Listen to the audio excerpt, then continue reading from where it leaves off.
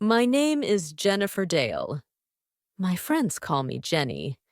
I'm 16 years old and I live near Boston. My town is beautiful and very green. I live here with my parents and my dog, Fred. I go to school at Jefferson High, and I want to become a journalist. In my free time, I play volleyball and I listen to heavy metal music. I want to tell you my story. It was the first day of high school. I was excited. I already knew most of my classmates, but I didn't know my new teachers. I got up, ate my breakfast, and went to school. On the street, I met my friend, Dana. Her house is near mine, and we always walked to school together. I hope our new teachers are men, and I hope they're handsome, Dana said. Dana loves talking about boys. Yes, I need something new and interesting in my life, I answered. We arrived at school and went into our classroom. A young man was inside. Hello, boys and girls. I'm your new science teacher. My name is Mr. Adams. I hope to work well with you this year. Dana and I looked at Mr. Adams. He was tall and thin. He had blonde hair and brown eyes. He seemed friendly. We're lucky. I think he's a very handsome teacher, Dana said to me. Yes, he is, I answered. I looked at him and he looked at me. Our eyes met. What's your name? He asked, smiling. Uh, Jennifer, I answered. I was a little nervous. He turned to Dana. And who are you? I'm Dana. Dana gave him a big, enthusiastic smile. At that moment, the noise of an airplane attracted our attention. Everyone in the class looked out of the window, but the sun was in front of us. It bothered our eyes. We turned away from the window. Except Mr. Adams. He was at the window and was looking directly at the sun. The sun didn't irritate his eyes. Gee, I thought, how can he look at it like that? The airplane then passed and the lesson continued. When the hour finished, another man walked in. This one had black hair and green eyes. His nose was small and pointed, and he had strangely high cheekbones. What a weird-looking teacher, I said to Dana. Wow, you're right, she exclaimed. The teacher didn't smile and spoke coldly to the class. I'm your English teacher. I want you to be on your best behavior this year. The lesson can begin. And remember, no talking. Everyone in class was evidently shocked, but no one said anything. Another student, Steve, raised his hand. What? Asked the new teacher in his cold voice. Excuse me, but what's your name?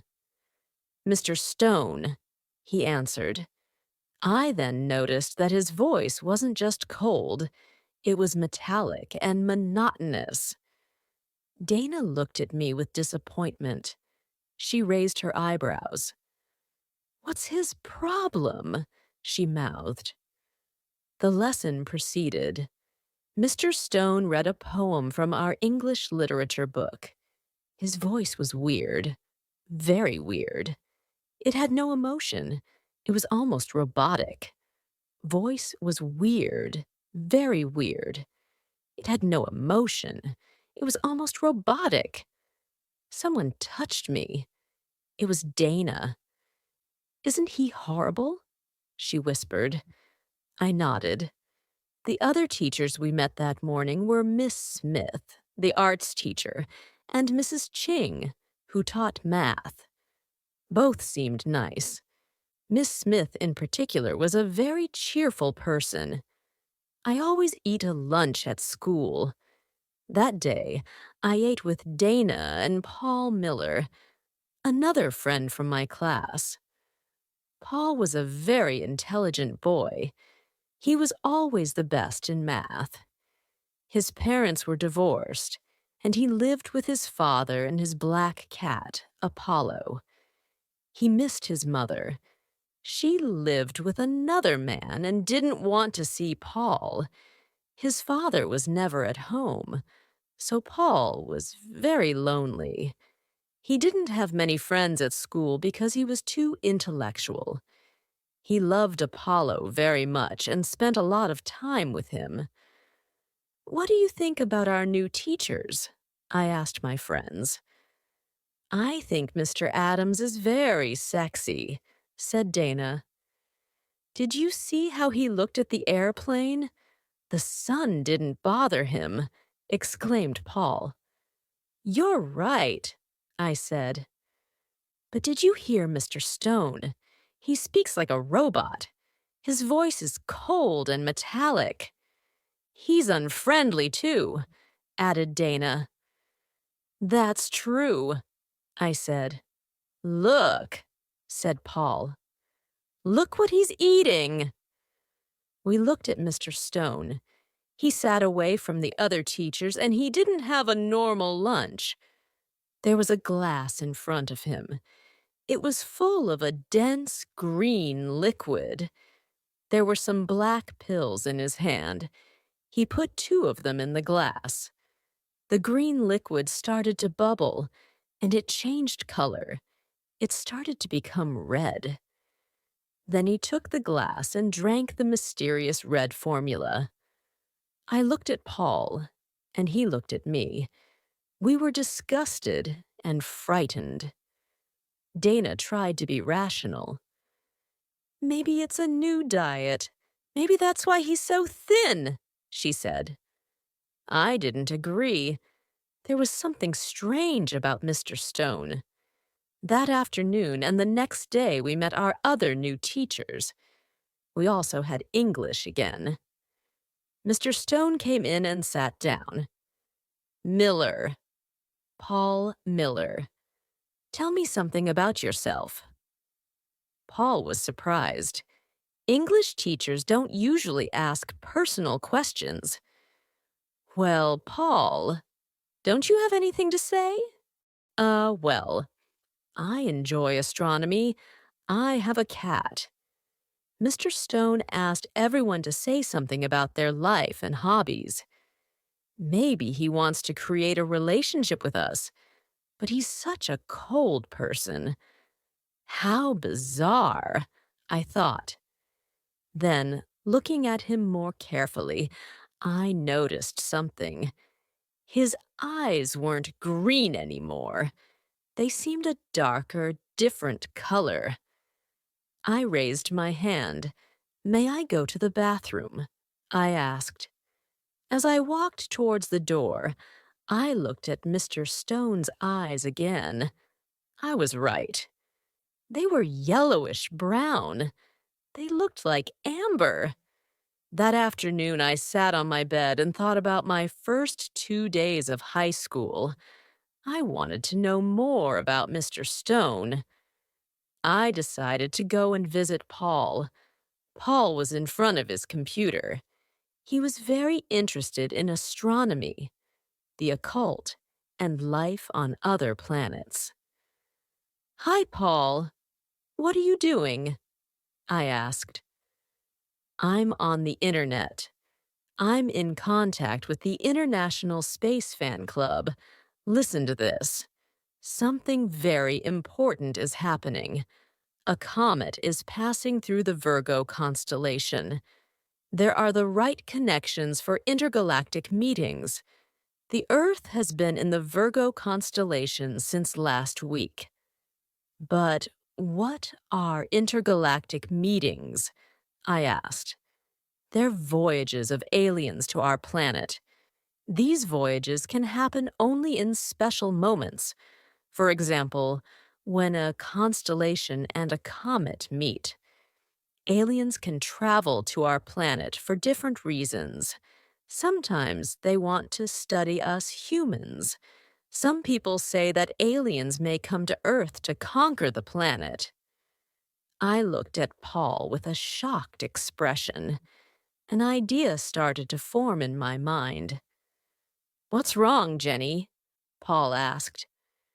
"Maybe Mr. Stone is an alien," I exclaimed.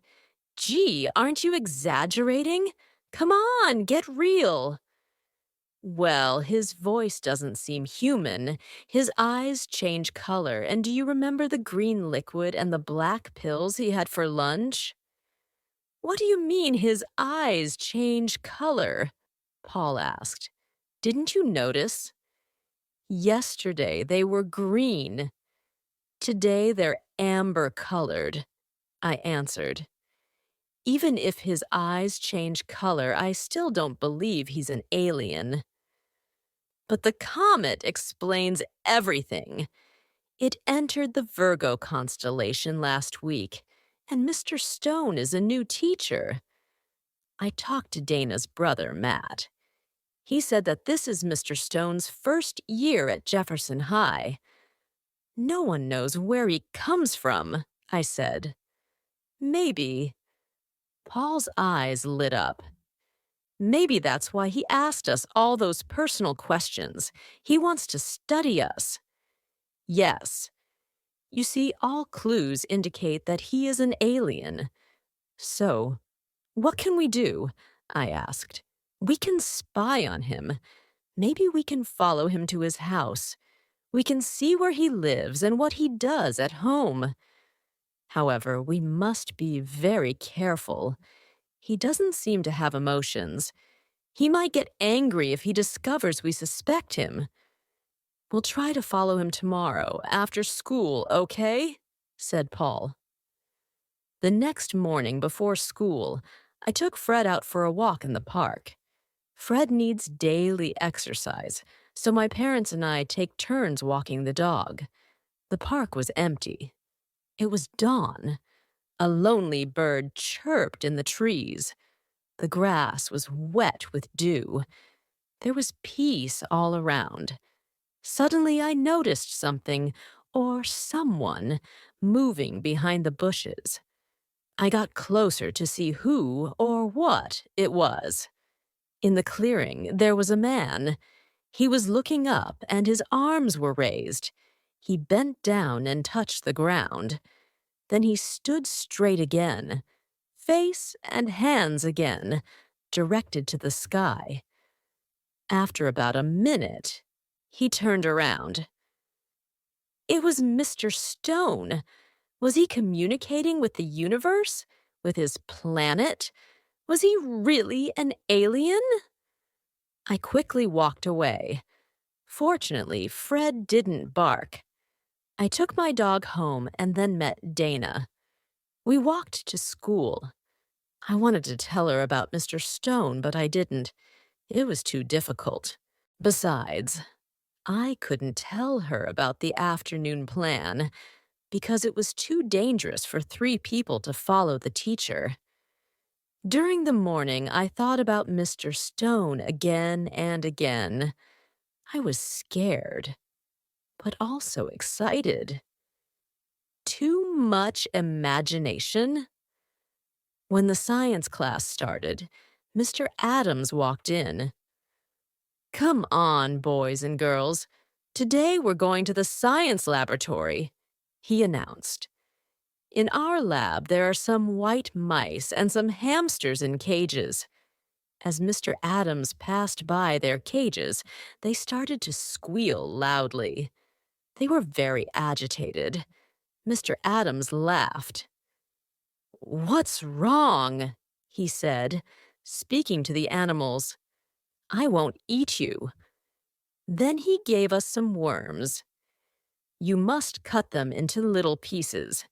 The pieces can live and move independently," he said.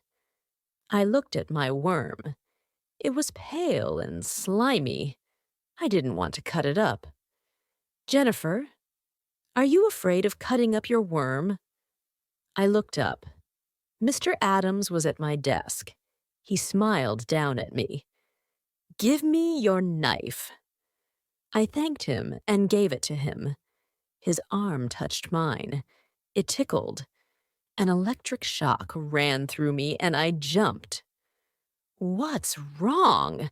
asked Mr. Adams. He seemed frightened. Nothing," I answered, trying to smile. He helped me cut up my worm, then walked away. No one else in class had noticed anything. I didn't know what to think. Were all my teachers weird? Or was I just too imaginative? I wrote a note to Paul and told him what had happened. "Paul," I whispered. Paul turned and looked at me. I passed the note. "Excuse me. What are you doing?" "Paul, what do you have in your hand?" asked Mr. Adams. His voice made me freeze. We were in very big trouble. Nothing," said Paul. "Please listen to the lesson. If I see you again, you must give me the note." "I'm sorry," answered Paul. Whew! I was so happy that I wanted to laugh. Obviously, I didn't. When the bell rang, Mr. Adams called me to his desk. "Oh, no," I thought. He smiled. "I'm sorry I scared you. 2 years ago, I had an accident. My left arm is artificial. It's an electric prosthesis, and sometimes it can give electric shocks." He seemed a little embarrassed. I was surprised and sorry. He was so sweet. I thanked him and went to lunch. "Paul, forget what I wrote," I said, as I sat down at our usual lunch table. I told Paul and Dana about Mr. Adams's electric prosthesis. Then Dana mentioned Mr. Stone. Paul and I looked at each other, but we didn't say anything.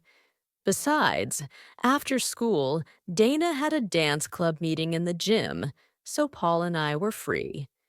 We finished our chocolate milk and went out to recess. At the door, we met Mr. Stone. His head was down. He seemed deep in thought. "Hi," Donna said to him. "Oh, ah, hi," he said, surprised, lifting his head. His eyes were green again. "Wow, that Mr. Stone is really a mystery," Dana exclaimed. I still didn't want to tell Dana the whole story, so I changed the subject. Fortunately, the bell interrupted us. Before entering class at 1 o'clock, I took Paul aside. I quickly told him about what I had seen in the park. "Wow, I wonder what we'll see this afternoon," remarked Paul. When the school day finished, Paul and I hid behind some bushes and watched the school gate.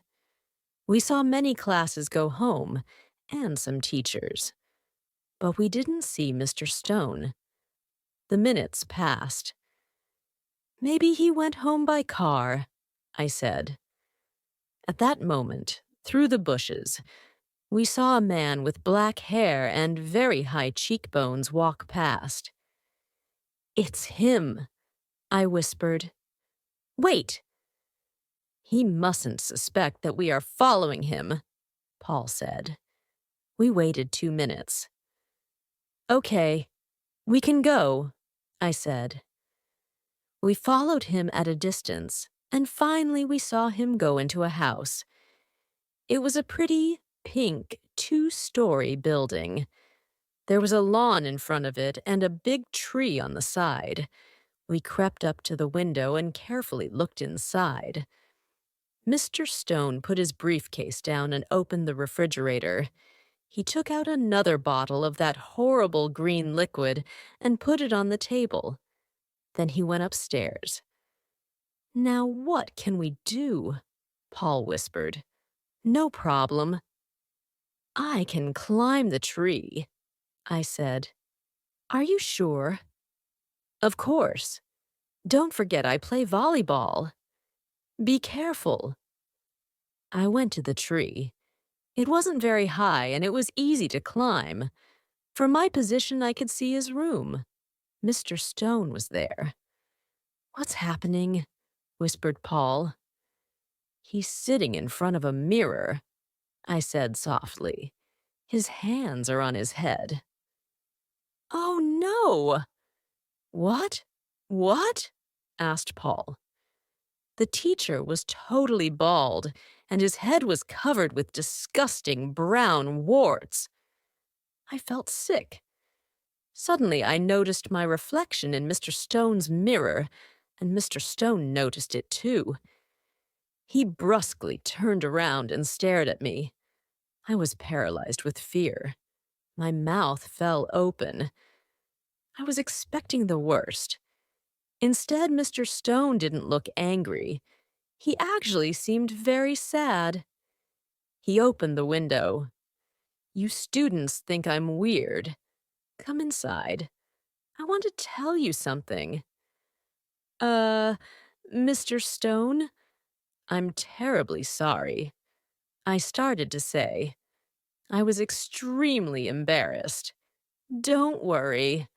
Since you're here, please come in. I climbed down the tree. Paul was very nervous. Come on, Jenny. Let's go away before it's too late. No, Paul, I'm going in. But I went towards Mr. Stone's front door, so Paul followed. The teacher opened the door and made us sit down in his living room.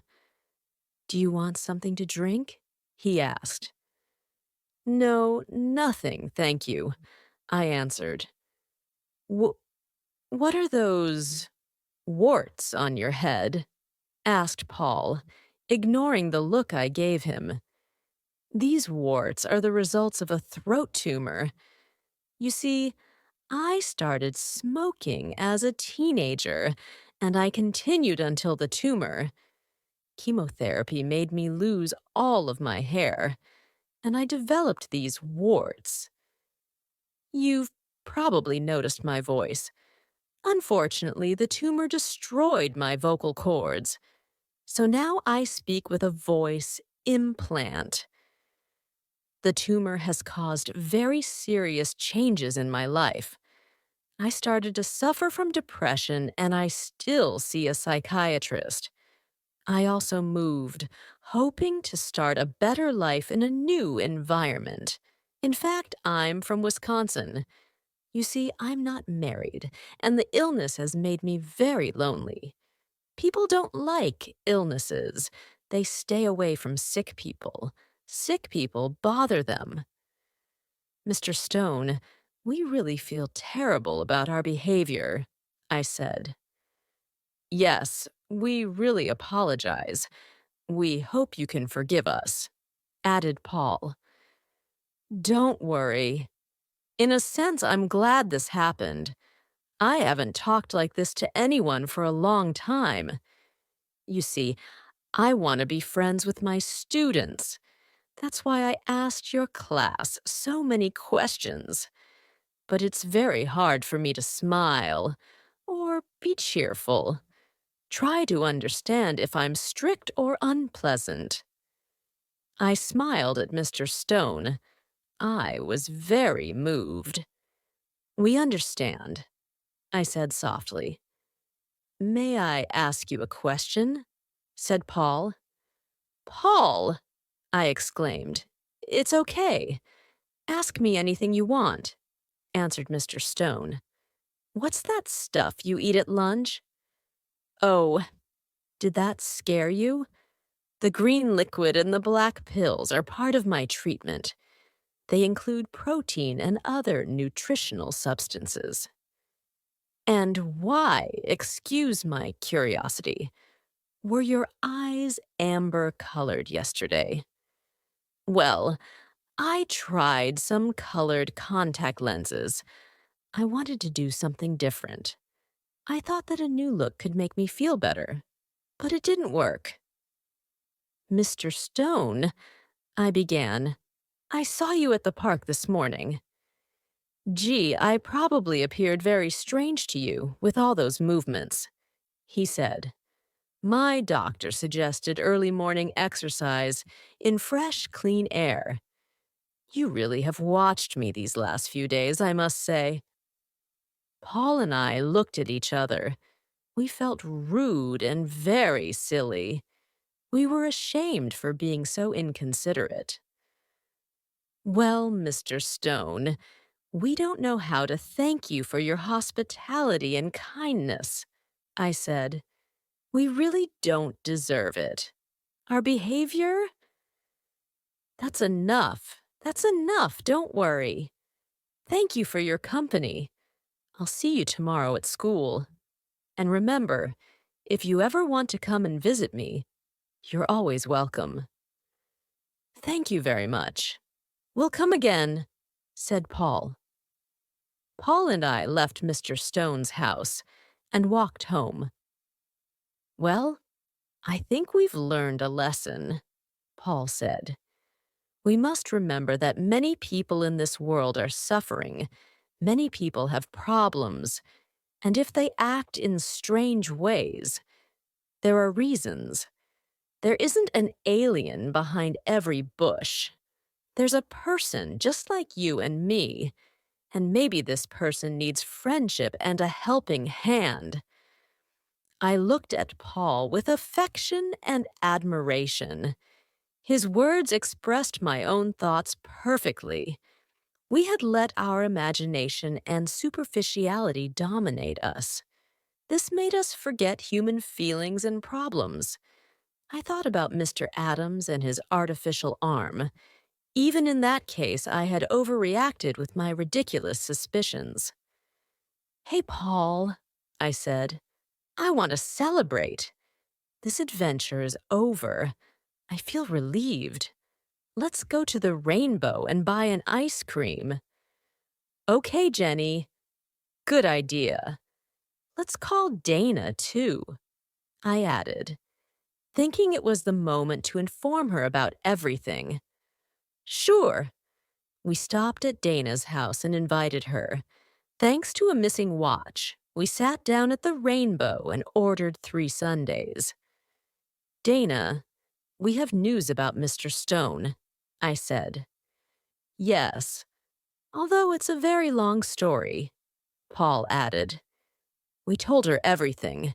The news on the comet and the intergalactic meetings, our plan to spy on Mr. Stone. Finally, the teacher's sad story.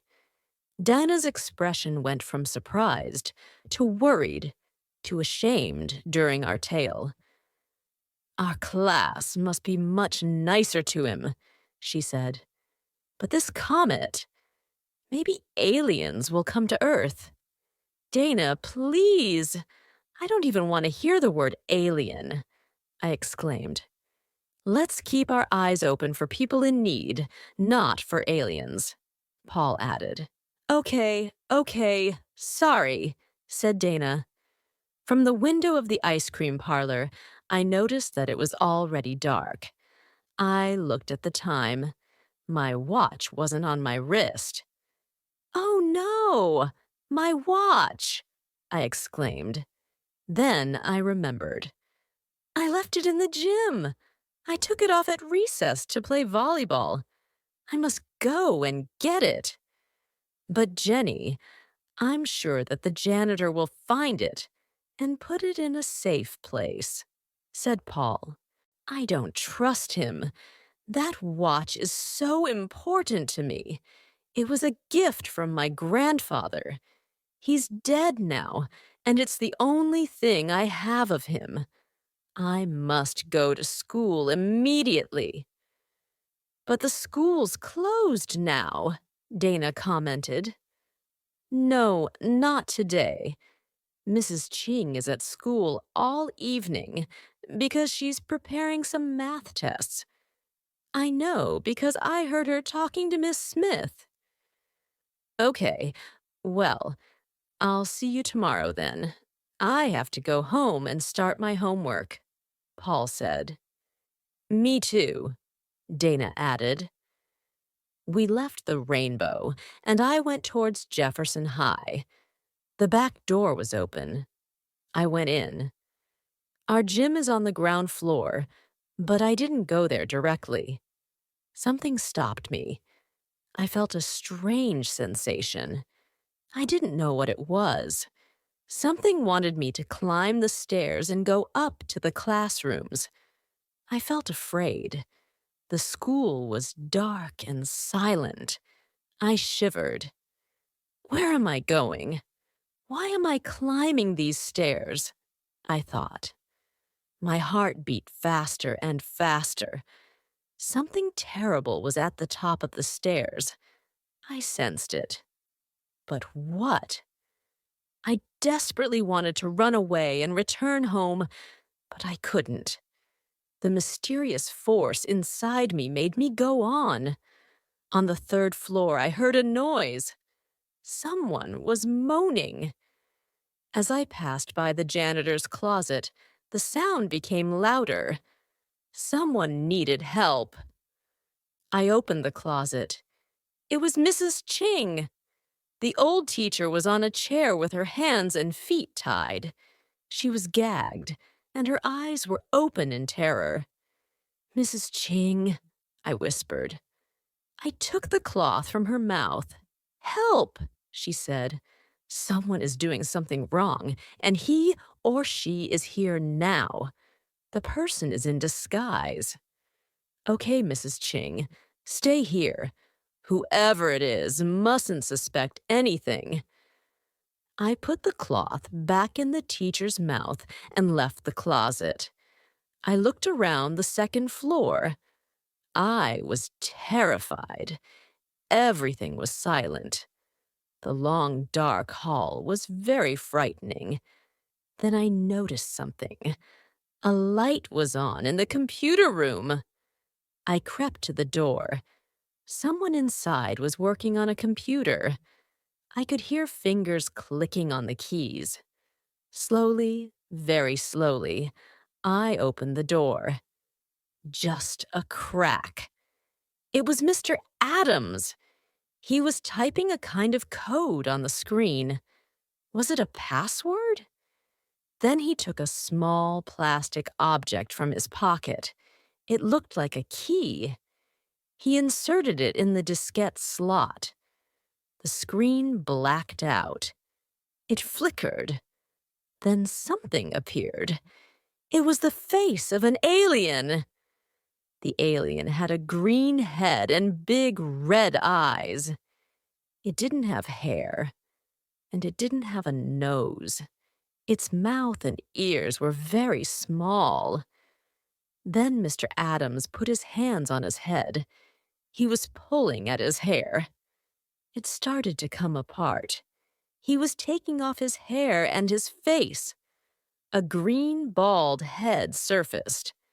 I realized that he was identical to the alien on the screen. He put his face on the computer table. Then the false Mr. Adams started talking. Clereg calls base. Clereg here. Clereg calls base. All tank Pillix, Clereg. How is your mission proceeding? Said the alien on the screen with a mechanical voice. For now, everything is okay, but I'm already tired of this mask, and I hate speaking this barbarian language. English is not a barbarian language, I thought angrily. I'm sorry, but your voice implant must stay inside you until the mission has finished.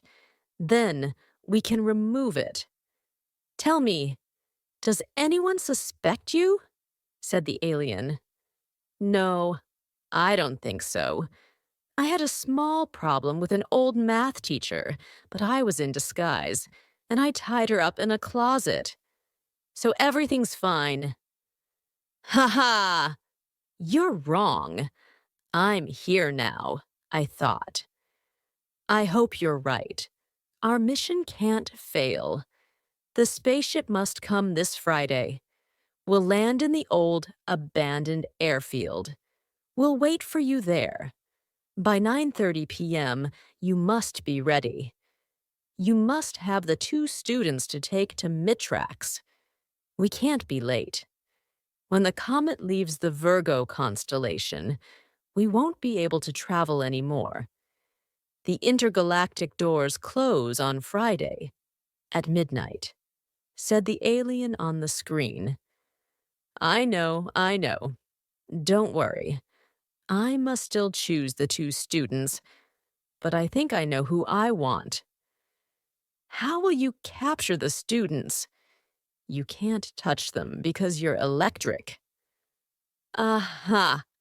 So, the story of his prosthesis was a big, fat lie, I thought.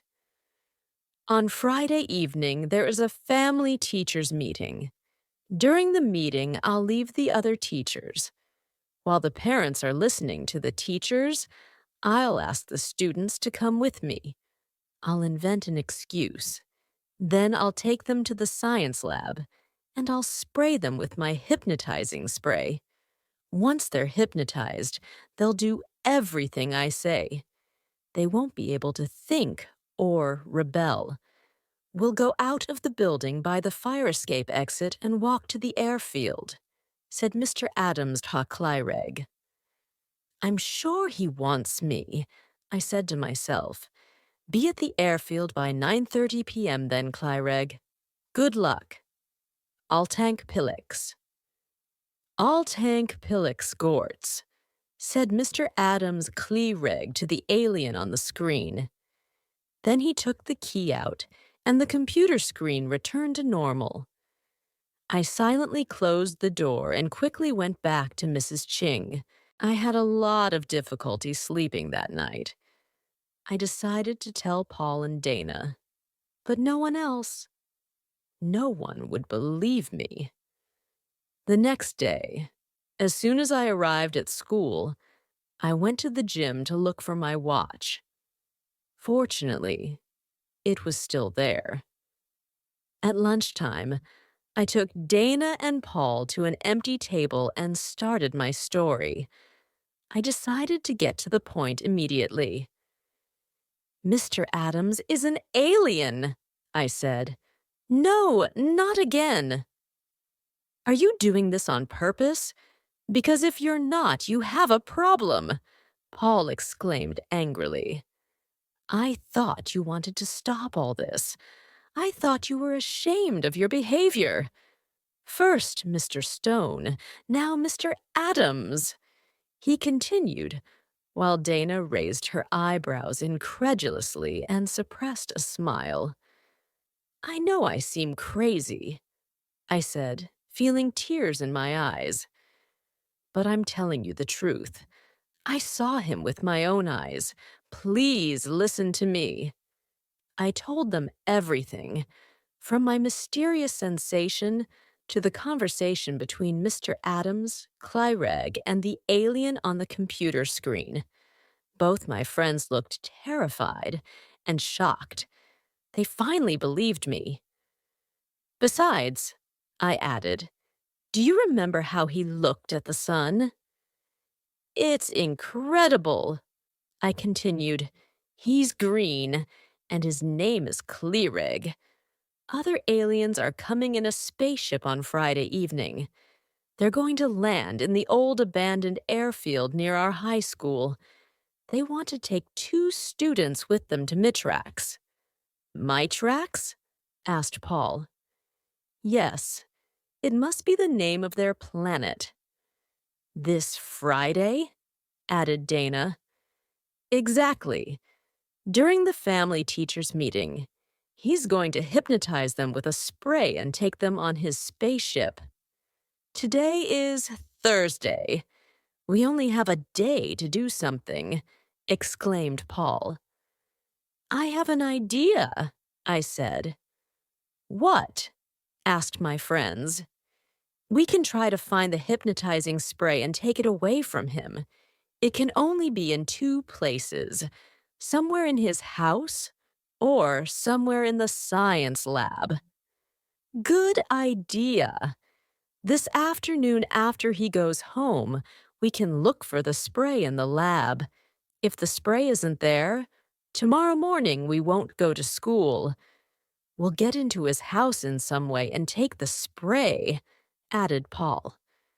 But we don't even know where he lives, objected Dana.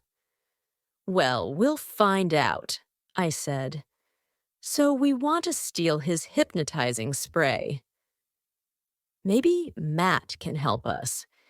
He has a key that opens all doors, Dana said. Dana's brother Matt is a policeman. Are you sure he'll give it to you? I don't think he'll believe this story, I said. Of course not. How can he believe something like this?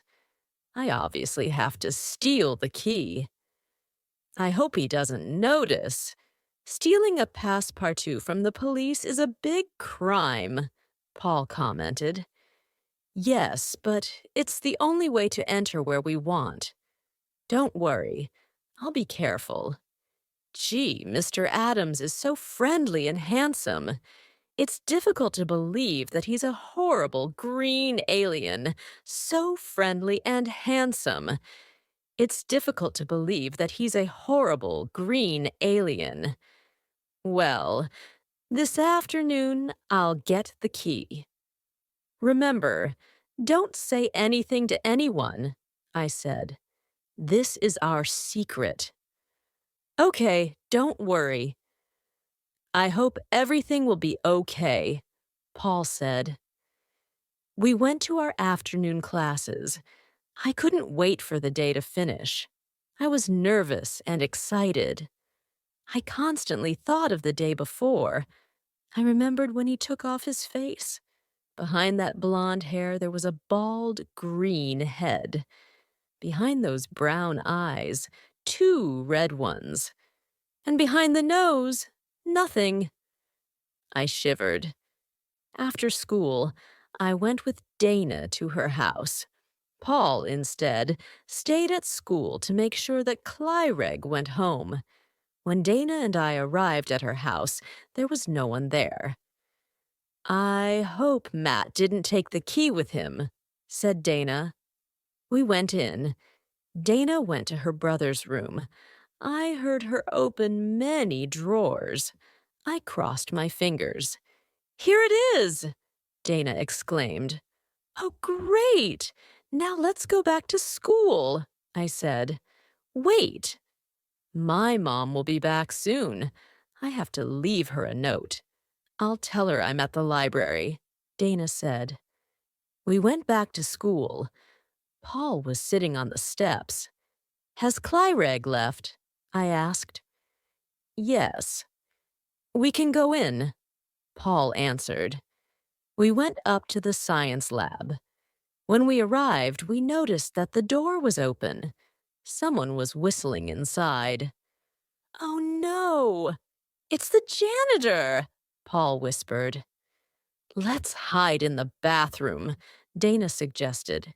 It's already been cleaned, so he won't come in. We quickly entered the girls' bathroom and hid. After some time, the janitor walked away. We heard him go down the stairs. Okay now, Paul said. We entered the lab and looked around. We opened the chemical cabinet with Matt's passepartout and examined every container. There weren't any sprays or strange bottles. So we tried the refrigerator. What's this? I said. Inside the refrigerator, there was a spray without a label. It was very difficult to open, and it had a bizarre phosphorescence. Wow, it's probably Clyreg's hypnotizing spray. But how can we be sure? Paul asked. We have to be sure that it's the right one. An error could be fatal. I have an idea. I can try the spray on my dog, Fred. Fred hates taking baths, and especially eating leftovers. I'll spray him. If he doesn't protest, we have the right spray, I said. Excellent. Please phone me after and tell me the results, Paul said. I want to know too, Dana added. We carefully went out of the lab and left the building. When I arrived home, I prepared a big bath for Fred. Fred! Freddie! I called. The dog was in the garden. When he saw me with the big basin full of water, he barked and howled. He ran inside his doghouse. Silly dog, I thought. I took the spray, went to the doghouse and sprayed Fred.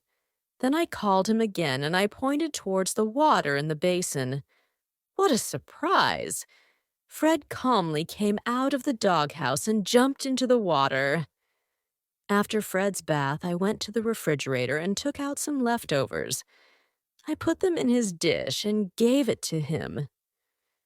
Food time, Fred, I said. Fred saw the leftovers and didn't protest. He started eating. It was incredible. I immediately phoned Dana and gave her the good news. Then I phoned Paul.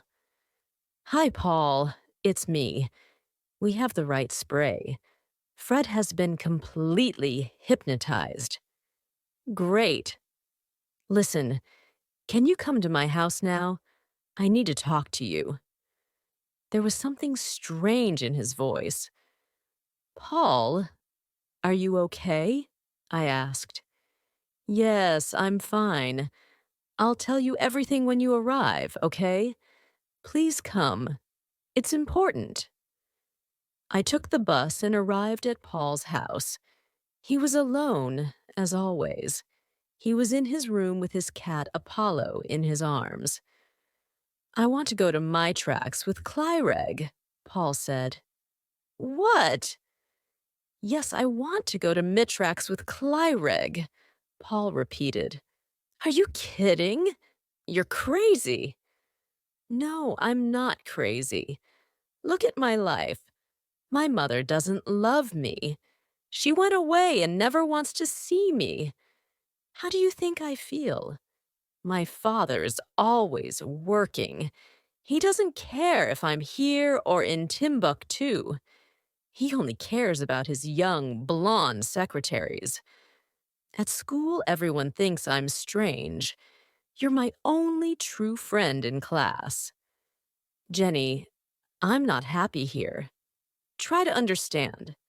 This world isn't for me. I don't like my life. I want to test my destiny and see what happens to me. Honestly, I really don't think that Clyreg wants to hurt us students. How do you know? I asked angrily, shocked at what he was saying. He doesn't give me that impression. I'm sure the aliens just want to study us. I feel I can trust them. Also, you know I love space. I've always been interested in astronomy and alien life. This is a fantastic opportunity to see life on another planet, in another galaxy. This is my dream. This opportunity will never exist again.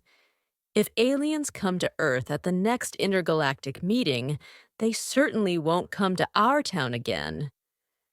Listening to Paul, I started to understand his point of view. But it was terrible to think that Paul didn't have anyone. No one really cared about him. I was very sad. Running away to another planet isn't the right solution to your problems, I said. But I've tried to talk to my father about my problems. I've tried many times. Nothing has changed. Listen, I want to go to my tracks. I feel it's the right thing for me. Something inside is pushing me to go. Maybe going to my tracks was the best thing for Paul, although I still couldn't believe it. If you're convinced, but I'll miss you. A lot. I'll never see you again, I said. Nothing is forever. You will see me again, I promise. Don't make promises you can't keep, I said, with tears in my eyes. Believe me, Jenny, sooner or later, When the next intergalactic door opens, I'll return, and I'll have many new things to tell you. Listen, he continued, we must organize our plan for tomorrow evening.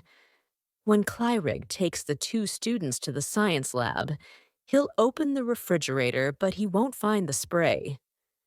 At that point, he won't be able to do anything, because he can't touch us.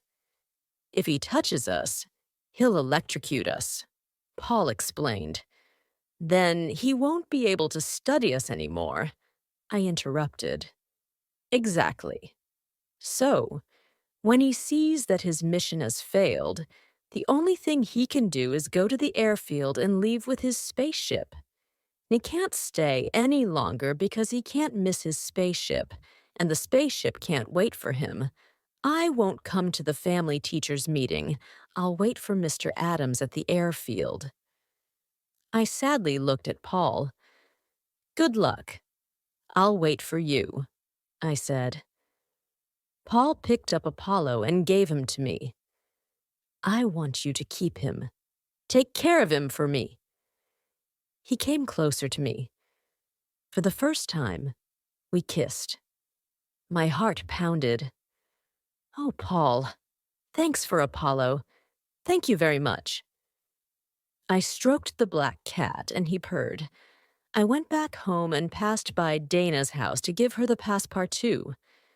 That night I didn't sleep. I thought about the next day, about Paul's decision, about Clyreg. Apollo mewed in the darkness. On Friday morning, I got up early. I felt very tense.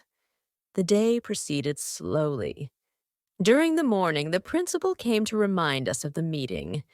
Don't forget that this evening there's the family teachers' meeting. I hope to see all of you with your parents. Sure, I thought. And during the meeting, one of your teachers will try to kidnap two students and take them to a mysterious planet. When the school day finished, I went to the Rainbow for some ice cream with Paul and Dana. Paul told Dana about his decision. She was obviously very surprised and disappointed. Those moments we passed together were very special. I will never forget that last afternoon with Paul. Our friendship seemed stronger than before. We felt more united because of our separation. Finally, after dinner, my parents and I walked to school. We sat down in the auditorium, and the meeting started. At one point, I saw Mr. Adams get up and go towards Dana's family. I saw him whisper something to Dana's parents, and then to Dana. She got up from her chair and followed him. Together, they walked towards Stephen's family. Steve is another one of my classmates. I'm sure Clyreg chose him because Paul was absent. In fact, I noticed him looking for Paul. Steve, Dana, and Mr. Adams left the auditorium. So he didn't choose me, I thought. I looked at my watch. 9:05, 25 more minutes.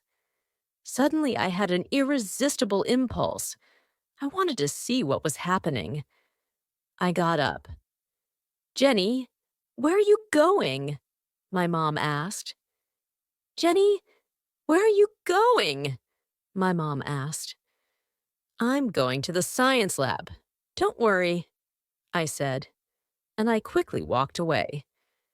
The door of the lab was closed. Inside, I heard Mr. Adams opening the fridge. I imagined his anger. Oh no, he exclaimed. Where is it?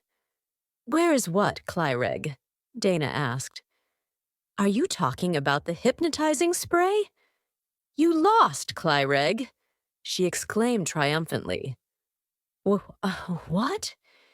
You know, Clyreg was shocked. What spray? What are you saying? Said Steve, who didn't know anything about it. What courage Dana has, I thought. Mr. Adams had the power to electrocute her, if he wanted. It was stupid to make him angry. But in the end, it seems that Paul was right. Clyreg wasn't really a bad alien. Well, I don't think you need us anymore, Dana said. The door opened and she walked out. Come on, Steve. Everything's okay. Let's go back to the meeting. Then Clyreg came out. He seemed confused and helpless. I looked at my watch. Clyreg, it's 9:17. Go. Don't miss your spaceship, I said, almost with compassion. Clyreg looked at me, even more surprised. Then he went to the fire escape exit and ran away.